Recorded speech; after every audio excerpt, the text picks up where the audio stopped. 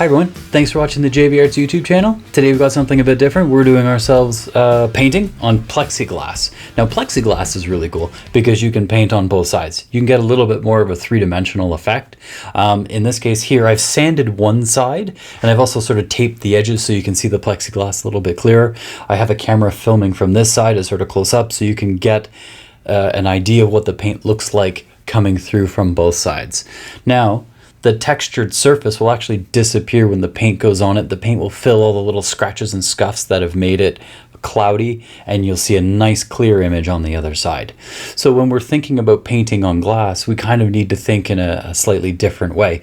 When I paint on this side, I will see it from this side and that'll be what it looks like, but it'll look entirely different on the other side. Imagine painting a painting on canvas and then pulling that painting right off the canvas and looking at it from behind. And that's what it's like to work on plexiglass. Totally different way of thinking. Now this opens up so many doors to creativity. It's unbelievable what you can sort of do with it. And I would just want to give you some key pointers. We'll do a quick painting. I'll probably have to speed up portions of it because you don't want to sit here for hours and watch me paint a painting. But for now, let's get into it. I'll probably voice over a little bit more as I go. Going to do sort of a tree painting, waterfall. Got it right here. All right, and we're going to give that a quick go. Now it's a bit of a waterfall scene, so we're going to start with that. Now I can draw or paint on either side. Okay, sorry, that's better. Let's get back to it. Now,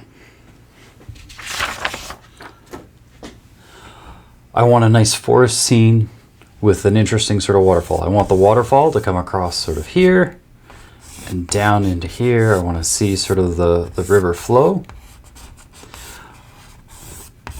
Sort of hills through here and hills through here. And we're going to do lots of sort of trees and then bigger tree on this side, probably another tree or so on that side. We're going to do some rocks. The shore edge. Okay. Directional lines to show where I'm sort of painting. And there we go. Great. Now, if I want to black outline this, that's what's going to show through on the other side. When you're done your painting, you decide if you like one side or the other. Maybe you like both. You want to hang it in sort of like a partition, put it in a doorway. Tons of different ways that you can do this, and you can use both sides. All right. Now, some black paint. I'm going to kind of outline the trees a little bit. You'll be able to see your picture a little bit more too. Ready? Here we go.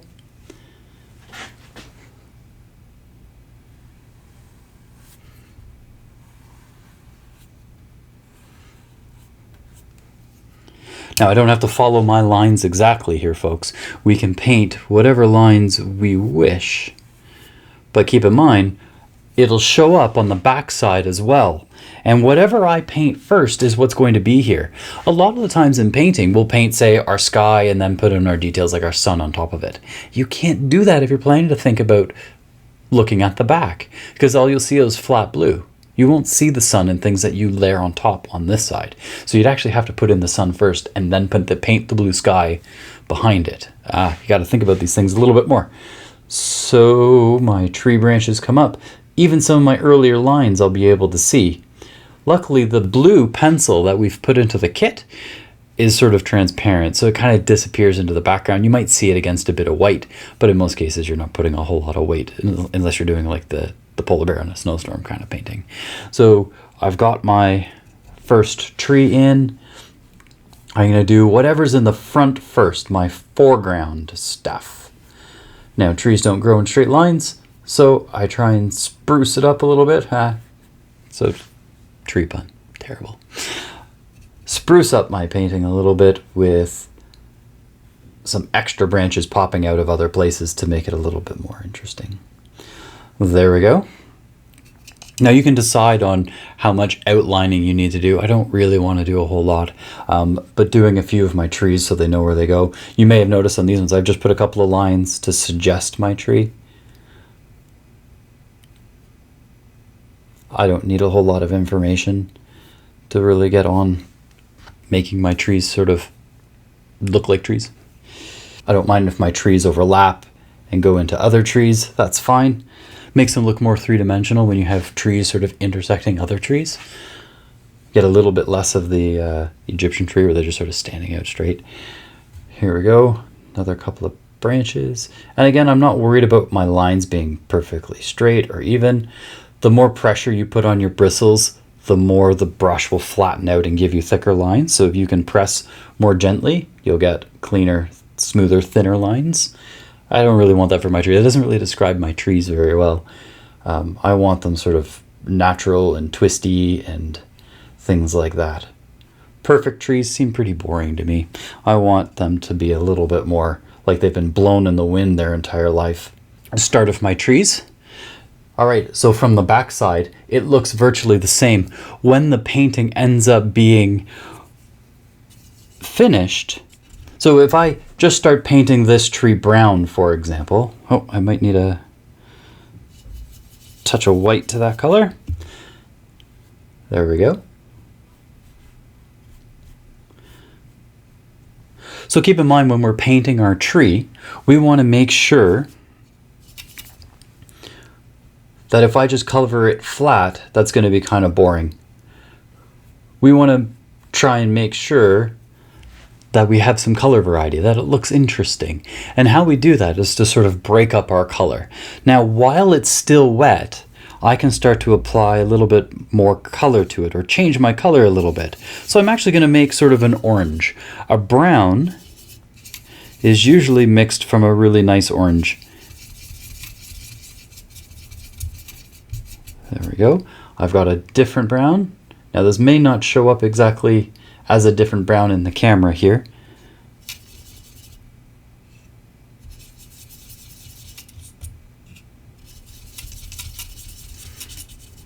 But I assure you, it's a different brown.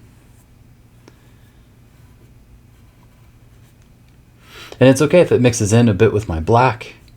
That'll look pretty good in the end. I can always do second or third layers on these sort of things.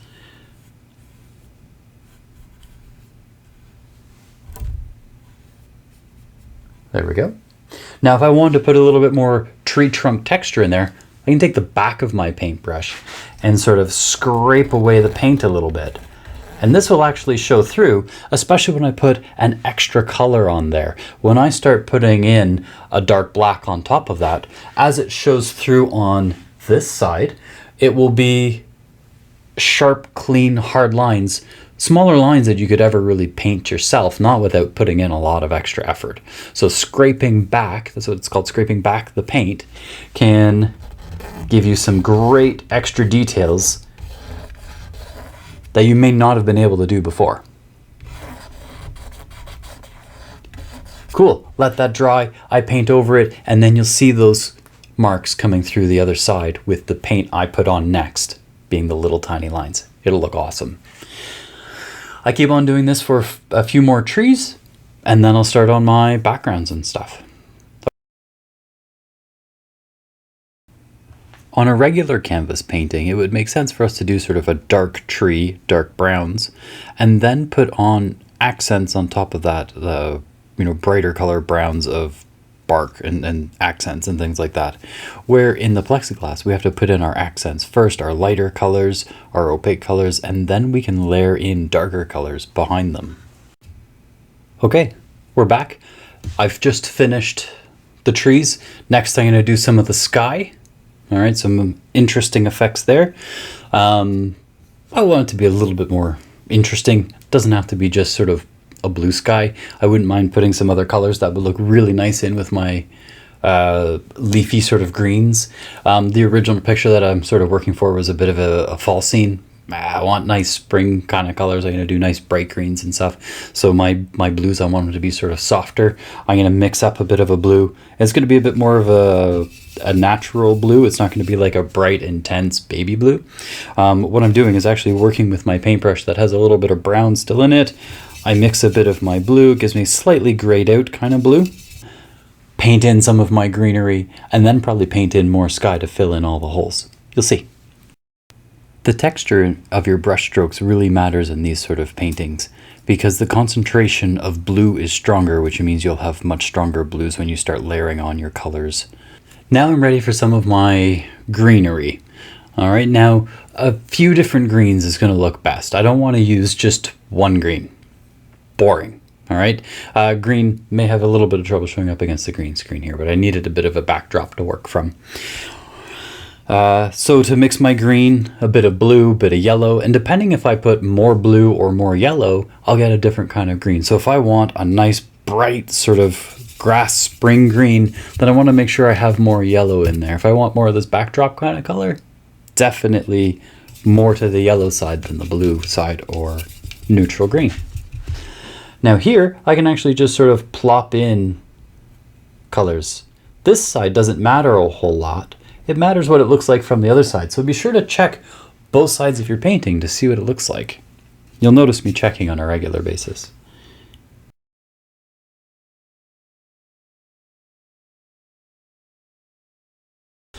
I'm just putting on one green. I'm kind of spacing it out, leaving a bit of room for other greens to come in the future. I might even do some earthy greens, which is like more oranges or reds mixed in, a little bit more sort of natural looking, instead of bright intense green, which is kind of the color that I've got here, or the color of my backdrop. You know, if you want colors to pop, then you need to have a bit of what's called contrast. You need to have something that's a bit lighter versus a bit darker. If you paint everything bright, then it suddenly doesn't look bright anymore. You need to have sort of dark areas, gray areas, and then they'll make the brighter colors look more intense. So now I'm going to go in with a bit of a darker green and spot that in as well. And as I look on the back side of my canvas or my plexiglass, you'll notice it does stand out more because of the darker greens I've put beside it. Now what's really cool is I could let this dry. I could go to the other side and paint more tree stuff on the other side and make it look really 3D from that side. We'll get to that soon enough. You don't have to do that sort of in your picture.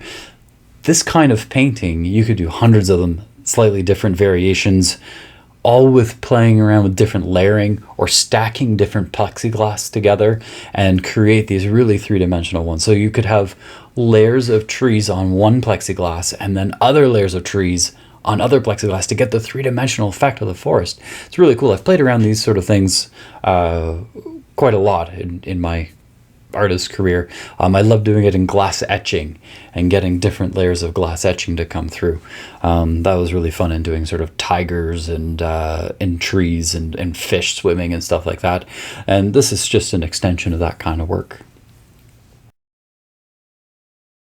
I'm going to go with even darker greens now. So this one here is blue, yellow mixed together to give me sort of a primary green.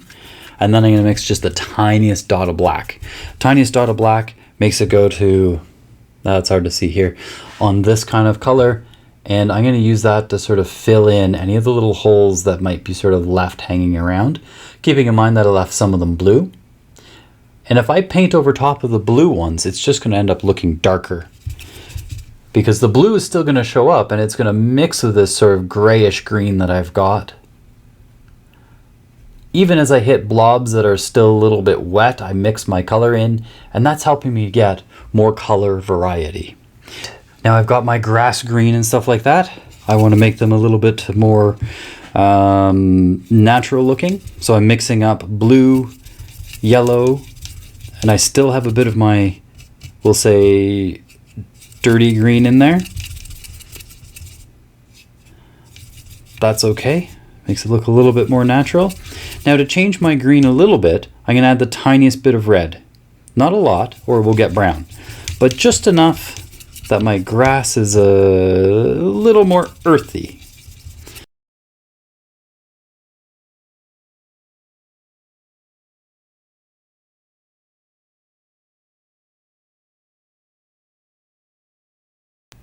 That if I want to show a little bit more of the grass kind of look and a few brightly colored blades of grass, I can sort of use my back of my paintbrush to scrape back some great grass textures, just like that. When this paint dries, I can paint over it with a bright yellow, and then I'll end up having nice blades of sort of bright yellowy green grass.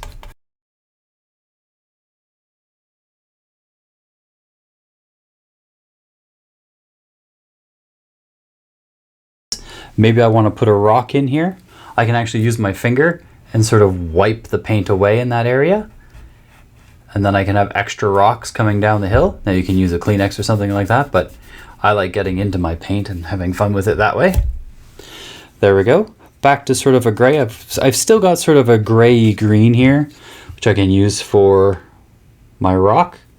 This is the brightest sort of rocky color I've got. While I'm doing it, I'm also going to do in here and my rocks on the other side. More white to that. I am going to brighten that up a little bit. Brighter gray.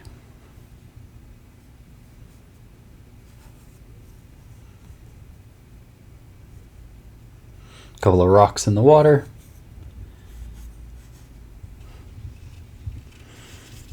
Now I'm going to have a dark gray, or I'm mixing black and my greenish white kind of color together.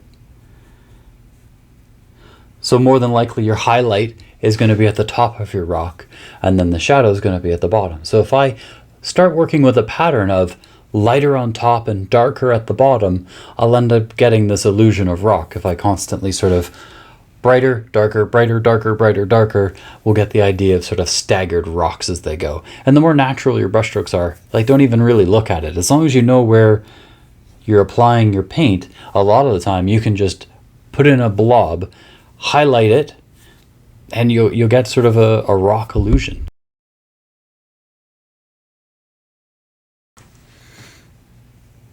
All right, folks, we're back. Took a little break, let the paint dry. Now we can start on some of our extra layers. So I'm going to paint on this side, but on the other side, we're going to see the effects, okay? Because when I paint over this, through this side, it's going to show what I put first. If you don't worry, it'll make sense in a minute. So my trees here, if I did them, I want to make sure that I do a different color than what I've already got there. A bluey green, a bluey gray kind of color. Okay, so as I paint this in, now it's actually going to cover up a lot of the tree on this side. Can I see it on this side? Yes, it's working already. That's what I like to see.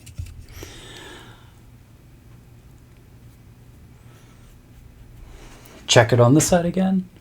Yeah, that looks pretty good. I'm actually going to go a bit darker with it. So a touch more black, so it's more like a bluey black than a bluey gray. And the marks that I made here will kind of be like the little crevices in the tree trunk. The texture of the bark, if you will. Yeah, that dark color looks better. Overall, because the brown is kind of transparent, the blue is going to make your other browns look a little bit transparent too. Or a little bit darker too. Which is fine, because my brown was a little bit light to begin with. So remember, this is the back side of our canvas. We really want to sort of look through this side.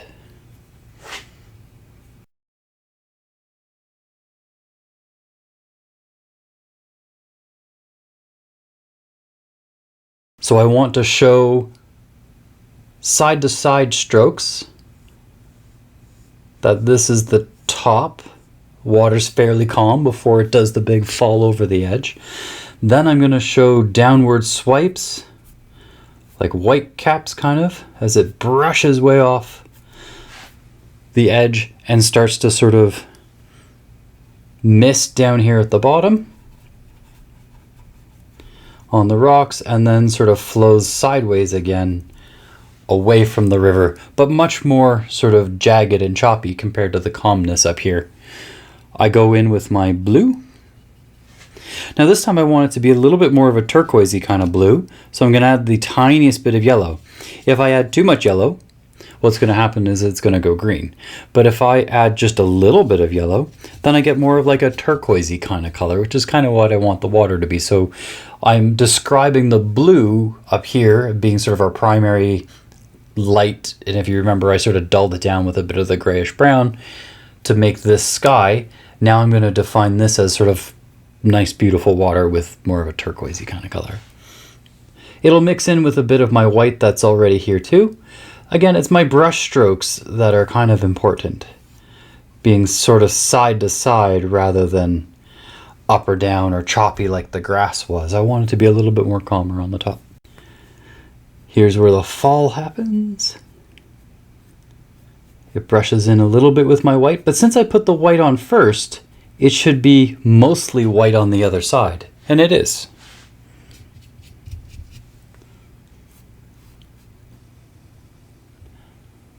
As you see in the water, my brush strokes try and match the action of what's going on in my picture. So as the water falls, I have falling brush strokes.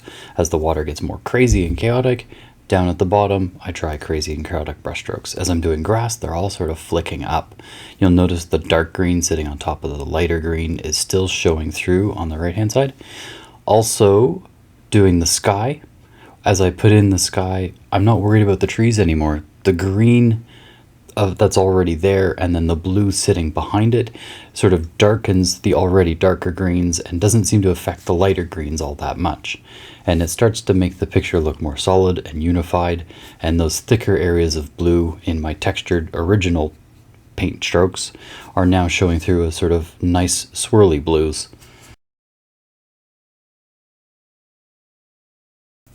My canvas is pretty well dry at the back here, so I'm going to paint it all white now. And then you'll see the difference, which sounds so foreign. But what it is it creates a nice backdrop, a unification for my entire painting. Now you could totally do these in different colors if you wanted to, and you'll get different effects. So if I painted the entire picture fluorescent orange at the background or purple, they would give my entire painting an entirely different look. You don't even have to paint as a background. If you want to leave it in the window so you can see through it, then that should be perfect. I'm also painting on the front glassy side without sanding it. I'm just painting sort of the silhouette but in white for a fox. And then because the white is opaque, my colors from underneath the grass and things like that won't show through from the other side. So if I paint it white first and then paint all the details of the fox, it'll really stand out compared to the rest of it. So looking at this painting in person, you notice that the front fox doesn't touch any of the paint in the background. So it gives the illusion that it's more three-dimensional because there's that space gap of the plexiglass. In the end, turned out fantastic. I hope yours turns out just as well. I do find that people like to do this program 2 or 3 times before they sort of really get the hang of it. So please practice. A lot of times you can go to the hardware store and request cut off pieces of plexiglass. Sometimes even the dollar store has them. So you can find these sort of things relatively inexpensive if you need to. Alright, well thanks for watching the JB Arts YouTube channel. I'm just doing some final brush strokes in for the leaves, and then we're done. Alright, we'll see you on the next one. Please don't forget to like, subscribe, share, all those fun things. Really helps out the channel. Alright, have a great day.